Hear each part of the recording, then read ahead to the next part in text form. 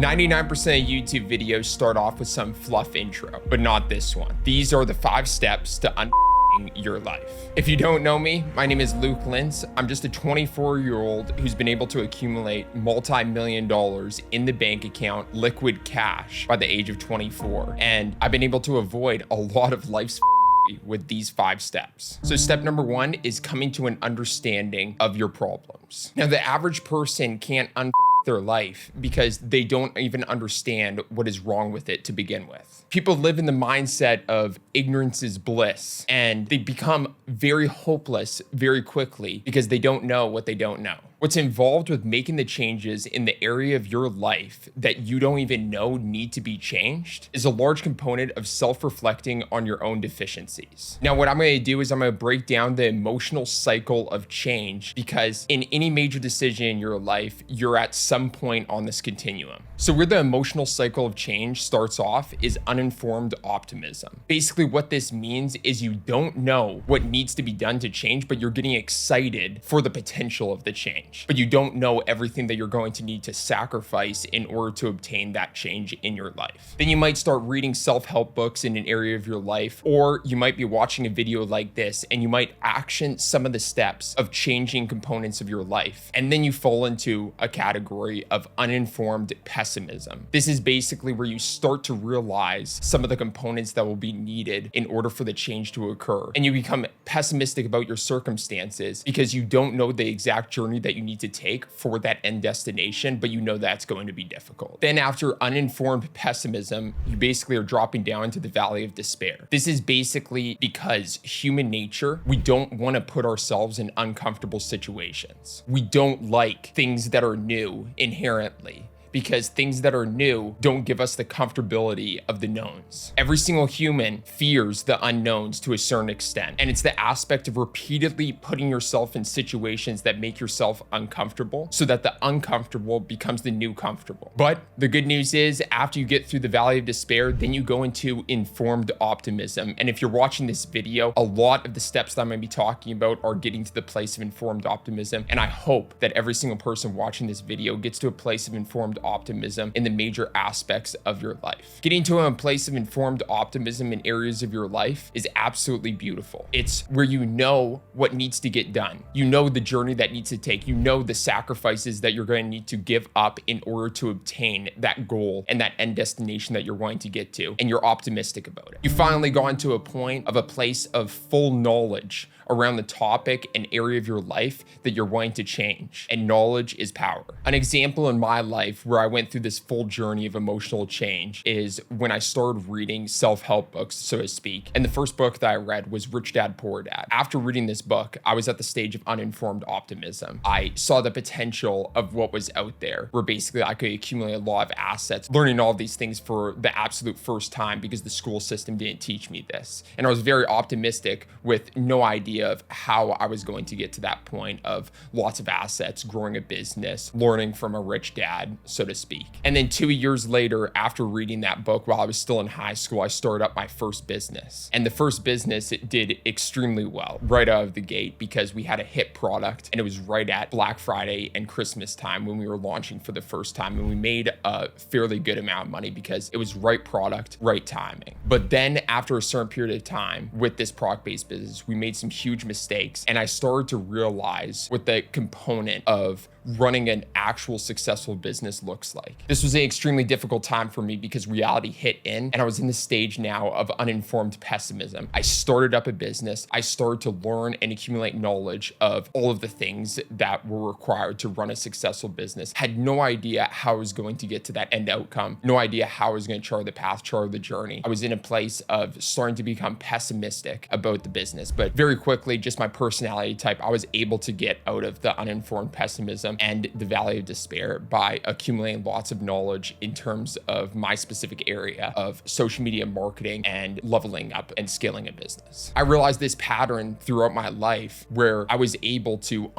my life before it even got built. And I was able to do this at a very young age because I started young. And so it's a compounding effect of the younger that you start, and especially the younger that you start, the bigger risks that you can take. And so it's very hard to get into a place of being stuck in the valley of despair if you're able to take huge risks and obtain a large amount of knowledge very quickly. I'm gonna leave this section off with a quote that my dad would always tell me from the Bible. This is in Romans, and it's suffering produces endurance, endurance produces character, character produces hope, and hope never lets us down. And that's the aspect of when you get into the informed optimism stage of basically the emotional change cycle, that you're getting to a place of hope. You understand what's out there, what's capable. You understand an aspect of the journey that it takes to get there, and you're hopeful about the future. Number 2 is cut off all toxic people, all toxic relationships in your life. And the truth is, 99% of you watching this YouTube video, depending upon how many people are watching this, have relationships in your life that are dragging you down and not bringing you to your better self, and you need to cut those relationships as soon as possible. It's not rocket science, and there's tons of studies out there of the top 5 people that you surround yourself with on a daily basis will make up your environment, and therefore make up the type of person you become. The way you speak, the way you think, the things that you do, the things that you accomplish are all cultivated by the environment that you're in, which is crafted by the people you spend the most time with. Just think about your life. If you don't work out, there's a large chance that the 5 people that you spend the most time with don't work out. If you eat unhealthy, especially when you're hanging around with your friends, there's a large chance that those 5 people that you're spending the most time with don't eat healthy as well. If you have a job, instead of starting up that business or side hustle that you've been trying to do, there's a large chance that the 5 people that you're spending the most time with haven't started up that business as well. Now, this piece of advice is much easier said than done. And so I want to preface with that. But what you need to do with your friend group is you need to get into a friend group that you are the poorest, the weakest, you are the youngest, ideally. And that in and of itself will be the biggest external motivating factors to get you to the point of where you are successful and achieving the things that you want to in life. In my personal life, I feel like I got extremely lucky because right from a young age, I was hanging around with my older brother who was 3 years older than me. And then he would always be hanging around with people that were older than him. So I was hanging around with people anywhere from 3 to 10 years older than me right in high school. I'd say the biggest value component that I got from this, besides all of the motivating factors, is I was able to learn from other people's mistakes. And there are a few different ways that people learn in life or don't learn. Number 1, the lowest level, is that you make a mistake yourself and you don't learn from it. This is basically you just being an idiot because you're making the same mistake twice. This is a huge thing we have at our company, is never making the same mistake twice. The second level of learning is you make a mistake and you learn from it. Now, this is good because you're actually learning from your mistakes, which is something extremely valuable that you can do in life. But number 3, which is the most powerful and what I learned from hanging around with people that were older than me, is you learn from other people's mistakes. This allows really you to 10x the level that you want to get to, because you can only make so many of your own mistakes and learn from them as quickly as you can. But if you're able to learn from other people's mistakes and actually never make that mistake yourself, you can 10x the level that you're trying to get to. Now, my biggest tips for getting into the social circle of types of people that you want to become, types of people that embody success, is you need to put the first step forward. What I would suggest is getting into the rooms of people that you want to be like. So for example, if you want to be a type of person that works out on a consistent basis, you gotta make the first step and go start working out and finding a group of friends that are also working out, which is very easy once you start working out, because then you start hanging out at the gym and you can start meeting other people at the gym. There's a lot of people at the gym who are basically just gym rats and they do nothing outside of the gym. And so you want to be making sure that you're vetting those people properly as well. The craziest thing about all of this is that people just don't self-reflect on their lives. They don't self-reflect on the things that they're consuming on a daily basis. I reflect on a daily basis balance of the things that I'm consuming and if it's productive and where I'm trying to get to in life. If you're around a friend group and they're talking about things that you don't want to be consuming and they aren't improving your life in any substantial way, then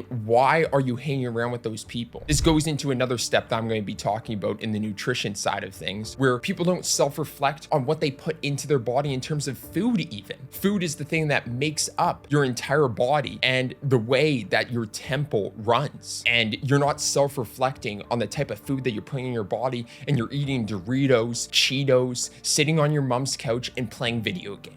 So I'm just gonna get right into step number 3, and that is working out relentlessly. Working out as hard as possible to get you to the place that you wanna go. You need to handle your problems by lifting heavy ass weights. If you have a problem with getting girls, good, go hit the gym. If you just broke up from a relationship and it was a hard breakup, good, hit the gym. If you're sick and tired of being sick and tired, good, hit the gym. If you just got fired from your job, good, go hit the gym. One of the things that I'm most grateful in my life when I reflect back on it is that I was able to fall into addiction of working out at an extremely young age in high school. And I commend that you do this for yourself, of trying as hard as possible to get addicted to the gym. If you reflect on your life, you'll see all of these addictions that you have in your life. Everybody's addicted to something. I'm addicted to caffeine, and most people are addicted to things that aren't advantageous to where they want to get to in life. If you're watching this video while you're vaping, that's an addiction, and that's something that you need to get rid of. The reason I'm so passionate about this is because when you become addicted to the gym, so many other aspects of your life just simply fall into place. When you're working out on a consistent basis, you become more aware of your nutrition and the things that you're consuming in your body, because you don't want to be spending all of this time in the gym working extremely hard, lifting heavy ass weights, doing more work than you've ever done in your entire life, and then go home and ruin all of the gains that you could potentially be making by eating crap food. The way you view yourself and your self-confidence just naturally improves because you start looking better when you're going to the gym. A major component is when you get addicted to hitting the gym, you're basically setting a goal with yourself and setting a promise with yourself that you're going to be hitting the gym every single day, or say 5 times per week, and you're keeping that promise with yourself. Now, this is a key thing that happens in your mind of when you make a promise to yourself and then you keep a promise to yourself. So many people keep promises with other people around them. You probably keep promises with shitty people that are in your life. 5 crappy people that you're spending the most time with, and you're keeping promises with them in terms of going to a restaurant and making sure that you hang out with them once a week when they're not even improving your life in any substantial matter. But when it comes to yourself and the promises that you make to yourself of working out, of improving your life in substantial ways, you can't even keep those promises. Now I'm going to finish off this section of working out relentlessly with the aspect of how I rarely do cardio. The majority of my workouts are just lifting weights, because there is a substantial amount of research on how after you lift weights for just a 45-minute to an hour session, you're actually burning calories for an entire 24 hours after that workout session. And so it's substantially better than cardio for building muscle mass and losing weight than cardio could ever be. I'm really big on longevity in life and cardiovascular endurance, and so I do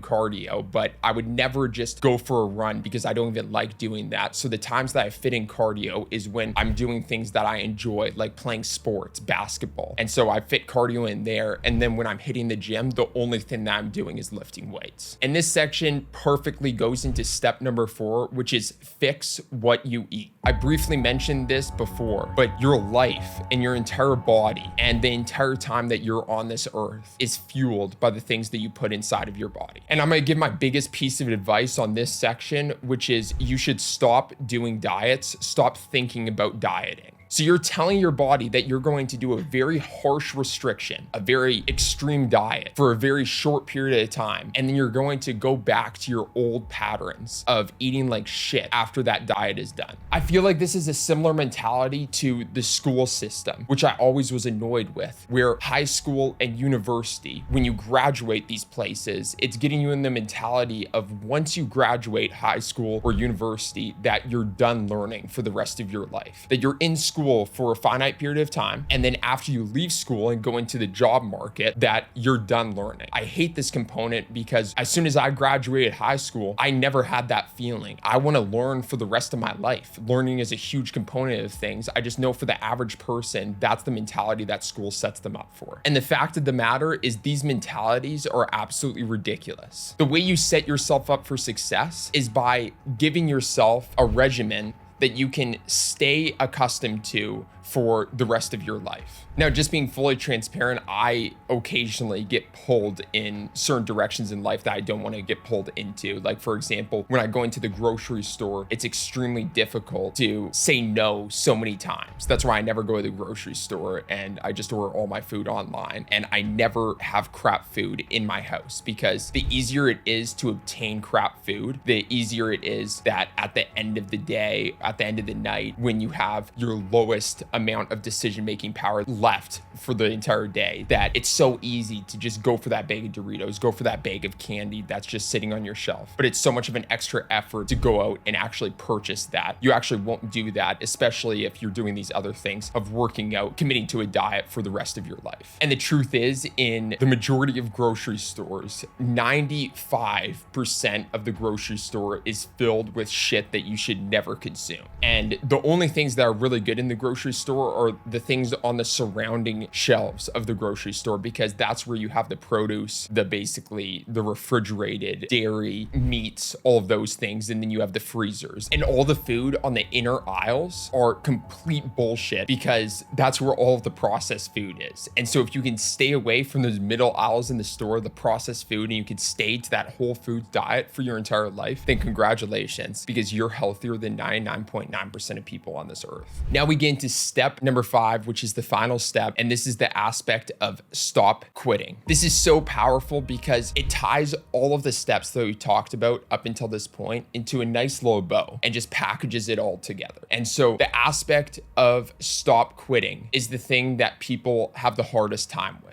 If you look at every single one of the steps that I talked about, step number 1 of basically finding out your problems, self-reflecting on the things that you actually need to change in your life. Most people don't even take the time to do that. And if they did, then they eventually quit, because it's hard work to self-reflect and to actually make the conscious changes and know what needs to be done. When you look at number 2, cutting off all toxic relationships in your life, most people just don't even do that. And if they do, they quit at it because it's hard. It's hard to cut people out of your life. It's hard to find a new friend group. It's hard to be uncomfortable in life. Then you get to number 3, working out. I actually knew a personal buddy of mine that I was friends with in high school. We were working out together. I was motivating him to work out because he was in my friend group. And basically your friends and the people that you spend the most time with are the ones that are motivating you to do certain things. And what happens is, if you're going to a different level, if you start working out, start eating better, start up that business that you're trying to get to, either those people that you're associating with will mold into your new reality, or they will exit out. And so this is what happened with my high school buddy. He was hanging around with me just as by myself, but then was also hanging around with the lower quality friend group. And what happened is he stopped working out for a period of time with me, and then therefore stopped hanging around with me because I was doing things to improve my life, where he was spending his other time with these shittier people. And what happened, we parted ways, and I've gone to my place in life, and I don't know where he is at right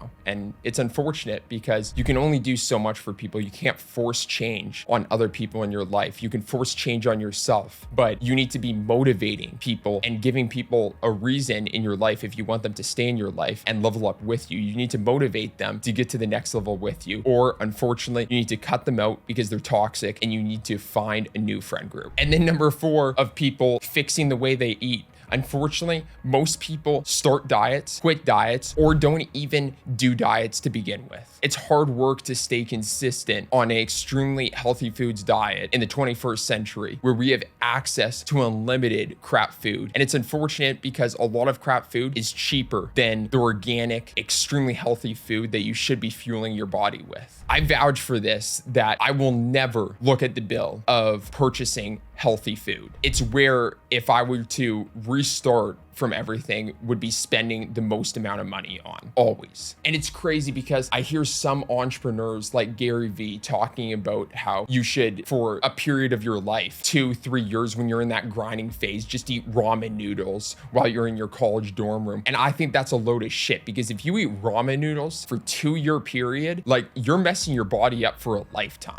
And no amount of money, no amount of grinding is worth that, because we're here for a long period of time. And really, a lot of aspects of life just come down to consistency and staying with something for a long enough period of time to enjoy the fruits of your labor. The unfortunate thing is, the majority of people watching this video and the majority of people in this world quit too soon to be able to see what comes from staying consistent with something for such a long period of time. And I can say this with a lot of confidence myself, is that staying consistent on running our business, starting up our business, never quitting on our business, even when times got extremely tough, we made the biggest mistakes, lost all of our money, went in debt, and had to start up a new business, that the aspect of never quitting allowed us to never lose. Now that's a wrap on this video. If you want to see more videos like this, make sure to subscribe down below, and make sure to comment if you want me to make specific videos around a specific topic. My name is Luke Lentz. I run a PR firm called cked Enterprises. We work on public relations for big business owners that are working towards a company exit, IPO, or capital raise. Looking forward to the next video, and peace.